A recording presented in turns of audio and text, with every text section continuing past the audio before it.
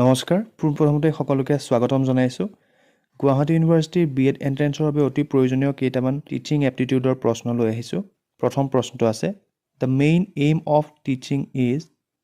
the right answer will be option number B to develop the power of reasoning আমাৰ ইয়াত সুধিছিলে শিক্ষকসকলৰ যেটো শিকনৰ মূল উদ্দেশ্যটো কি হ'ব লাগে যেটো পাৱাৰ অফ ৰিজনিং আছে সেই কৌশলটো কি কৰিব লাগে আমি বিকাশ সাধন কৰাটোই হৈছে শিক্ষনৰ মূল উদ্দেশ্য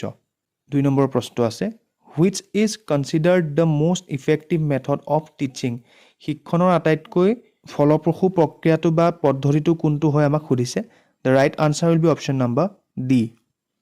3 নম্বৰ প্ৰশ্নটো আছে a teacher should be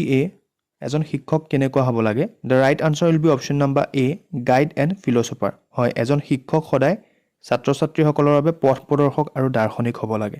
4 number প্ৰশ্নটো আছে the term pedagogy refers to pedagogy to আমাক কি বুজাই সুধিছে the right answer will be option number A teaching techniques হয় pedagogy আমাক শিক্ষণ আৰু শিকনৰ যিসমূহ কৌশল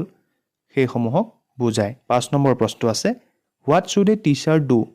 if a student gives a wrong answer in class যেতিয়া এজন শিক্ষাৰ্থীয়ে শ্ৰেণীকোঠাত এটা ভুল উত্তৰ দিব তেতিয়া শিক্ষকসকলে কি কৰিব লাগে the right answer will be option number D try to find the reason and correct it supportively শিক্ষকজনে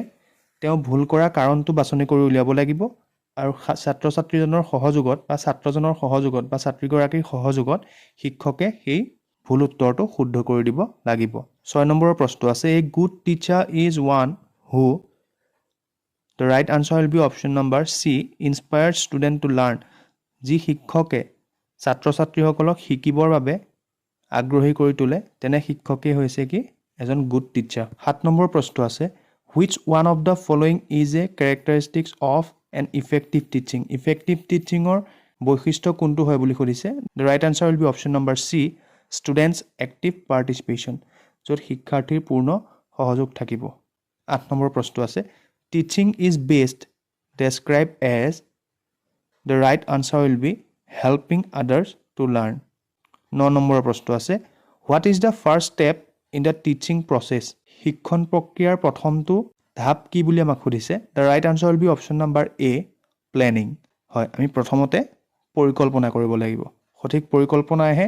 এটি সঠিক শিক্ষণ প্ৰক্ৰিয়া গঢ়ি তুলিব পাৰিব